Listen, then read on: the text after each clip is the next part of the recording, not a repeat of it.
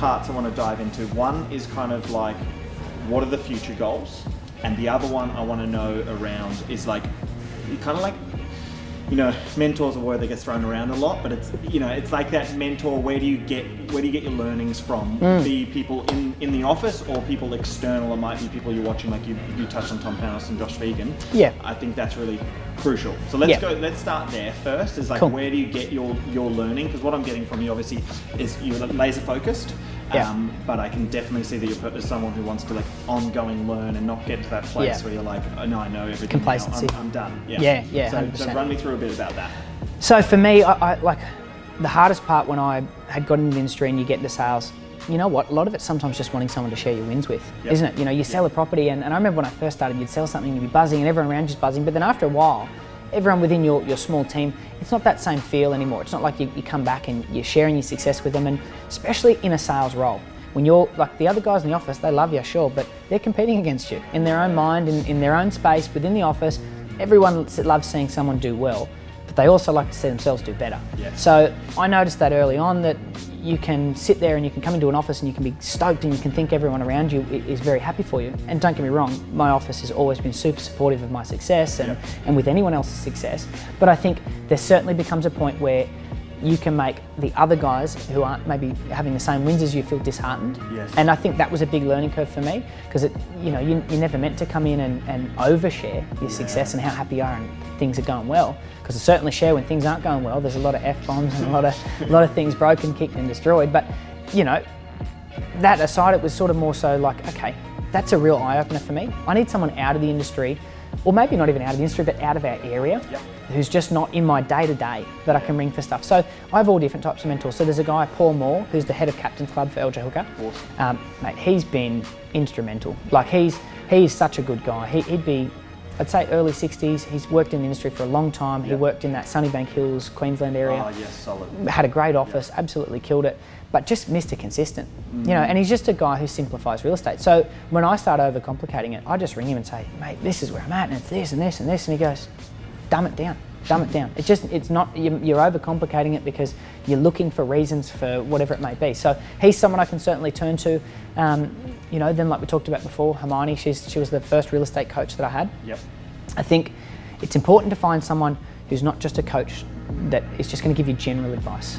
You know, like for me, it was about trying to find someone who not just understands the real estate stuff, that's cool, whatever. I can pick that up from anywhere. Like I said, you can get that from YouTube, but who knows me?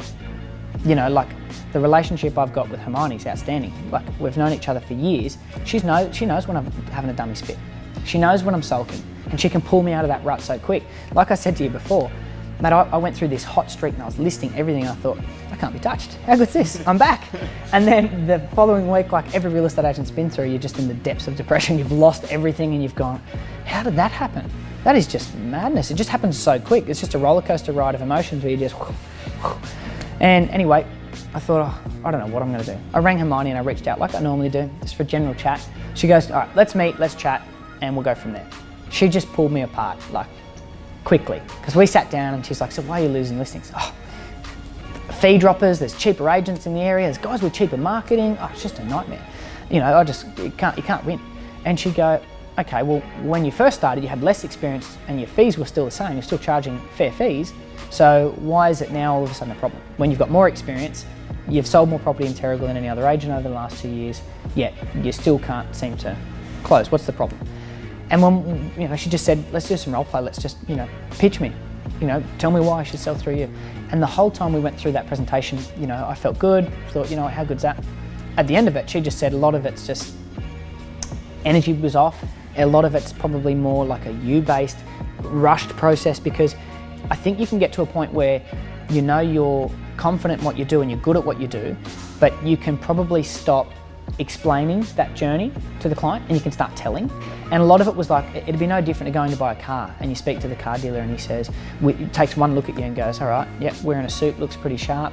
You know, it's probably a young guy, wants something fast. He comes in and says, mate, here's the latest sports car. This is perfect for you. It's 70 grand. It goes 0 to 100 in 3.6 seconds. It's exactly what you need. He hasn't asked you once what you need. He doesn't know that you've got 2 kids, you work in real estate. Ideally, you need something that's just got a lot of space for all your signs and that, you know, is a good car. Yeah. But never asked the question. So we sort of peeled it back to that, and that just made it so much more important to me to just surround myself with people who know me, who know that when something's off, you can get yourself back into line to fix it. But then it's also having stuff completely outside of it. So if I find I'm just not in a great headspace or that things are just going tough, I'll go and play golf. I'll go and hang out with some mates who know nothing about real estate. We won't even talk about it. They'll go, how's the market? It's good. They don't care. They really don't care. And it's awesome. It's so good to hang out with people who, it's the least of their concerns. They really don't care whether I won or lost a listing. They care whether I won or lost a hole. You know, that's more the laughing point. And you can get out there and you can just so easily remember that you can get caught up in all the emotions of real estate that you can sort of lose sight of everything else. You know, maybe how far you've come. Awesome. So, you know, I got to that point and, you know, just had surrounded myself with some really good people. There was definitely some people that I had surrounded myself that I thought would have been, you know, maybe more supportive than what they were. And I think you can let yourself down there. So it's about really trying to pick and choose who you feel comfortable with and who you think has your best interest at heart to help get you where you want to be, but someone that you give back to too, because I think it's a two-way street. Definitely. You know, like I probably don't always offer the best advice to Hermione in terms of, you know, her personal life or her work life, because I don't understand her work life and what she's up to, but when it comes time to buy a house in the area, what can I offer in return? When it comes time to go camping together, you know, what can I offer? Yeah, I'll bring the esky. Yeah, correct. I'll bring the beers. Yeah, the brekkie beers. Yeah. That's awesome. So let's the kind of last piece of the puzzle. So we've gotten the journey. We've had some really good discussions around those value bits and those little milestones. I'd love to touch on what does it look like for you over the next year. Obviously, it's perfectly timed. We're coming towards the end of the year. It's like, do you have really predefined goals as around what you want to do in the next, let's say, 1 to 5 years? So my short-term goal would be, so it was financial year to financial year that I'd set. That goal was so at the moment I'm in the top 7% of Virgin Hookers international network. I wanted to get into the top 2.5%. So what that looks like in terms of a GCI increase, it's writing an extra, I think 300 grand, thereabouts. So, which like, in theory doesn't sound like a whole lot when you break it down month by month, but it's just, you know, it's an extra listing, extra sale, all that sort of stuff, but it's just about trying to, you know, really continue to push the needle about how I'm going to get there. One quick question there, just so for everybody to understand, in your market, what does an extra 300 grand look like in terms of listings? How many more does that mean? 20.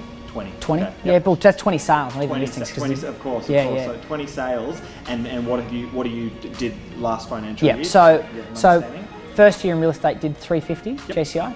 Second year did 550. And then obviously heading into my third year, I think February this year will mark like third actual year, but in terms of financial year, how the numbers are tracked, my third financial year will be obviously to this year coming, so July. And so on track to write, the goal was 700, so on track. Had a really good month last month and then got a couple away earlier this month so far.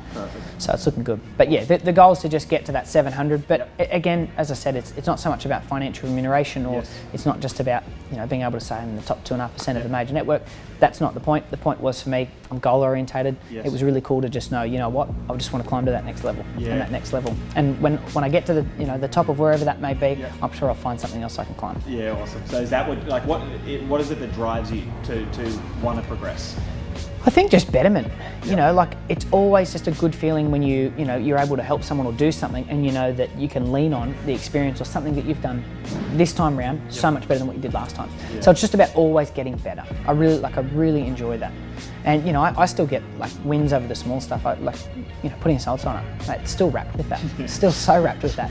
Just the best feeling. So that's probably it as well. You know, I really like that someone's just placed so much trust in you, and you get the opportunity to just absolutely smash it out of the ballpark for them. You know, a lady yesterday, she was referred by a family member. I listed it and sold it unconditionally within a week of getting it for, you know, well above market price. She was stoked, the family was stoked, and that to me is what it's all about. That's really cool. That's awesome. So that's our next year. What is let's say 5 years look like for you? Like, are you wanting to push into a certain caliber of home? Is it about volume? Is it about, like, what does that look like for you across the 5 years? Yeah, it's funny because I reckon a lot of agents in my position are probably thinking the same way.